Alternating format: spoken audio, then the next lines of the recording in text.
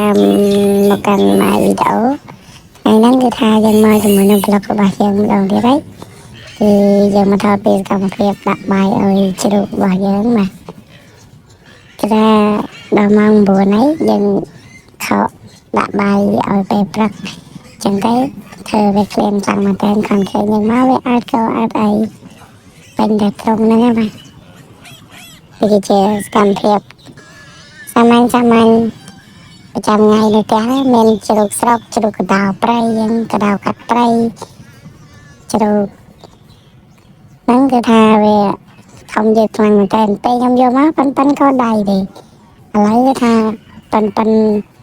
ណានៃអស់បាត់ហើយប៉ុន្តែចំណាយពេលយូរខ្លាំងណាស់រហូតដល់4ដល់5ខែទៅមកបានប៉ុណ្ណឹងនេះជាពេលមន់ហើយនេះគឺជាទស្សនភាពនៃជំនាញផ្ទះខ្ញុំហ្នឹងហើយមានសកម្មភាពធម្មតាព្រោះអីយើងចាំបែបគ្រួសារអានេះជាការដាក់ចំណាយឲ្យជ្រូកណាខ្ញុំដាក់ម្ដងពីពេត្រូលធំដោយសារតែ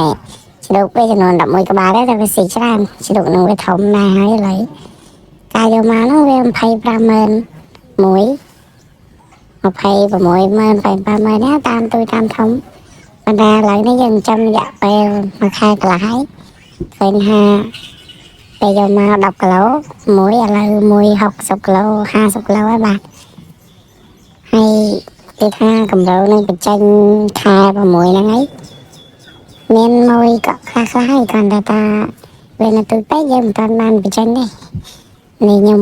នៅអត់សំណុកទេតិចតែគូតជ្រូកលេងគូតជ្រូកក៏ទេដែរខ្ញុំមិនថាគូតជ្រូកមិនថាគូតអីទេហើយតែឃើញគូតចូលចិត្តទេ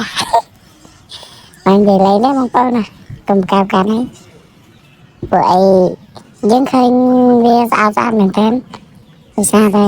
អានេះយើងតែបាញ់ទឹកទេពេលយើងបាញ់ទឹកគឺថាស្អាតជាងនឹងទៀត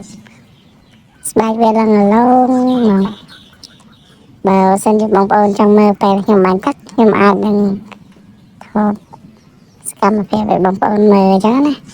បងប្អូនមានជំងឺមានអីអាចខមមិនសួរបានពីការចិញ្ចឹមអីខ្ញុំអាចណែនាំបានអញ្ចឹងហើយឃើញថាជ្រូកយើងវាល្អដែរនេះគឺជាជ្រូកកណ្ដាលតម្លាក់ស្បុកមកនៅថ្ងៃទី9ខែ12ឆ្នាំ2025ឥឡូវវា3ថ្ងៃ20ជាង7ថ្ងៃ30ហើយវាបានរយៈពេល3ទៅ4ខែចង់ចូល5ខែគ្រាន់តែថាវាមិនតាន់ធំល្អ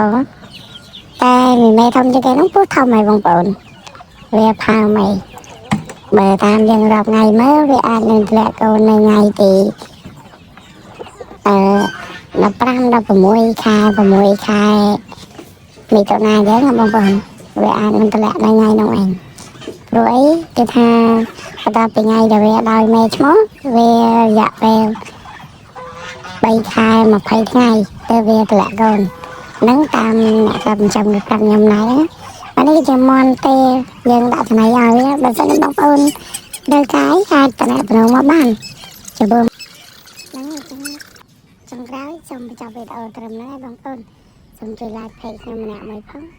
ដើម្បីទទួលបានវីដេអូក្រោយៗទៀតចឹងណាបងប្អូនបាយបាយ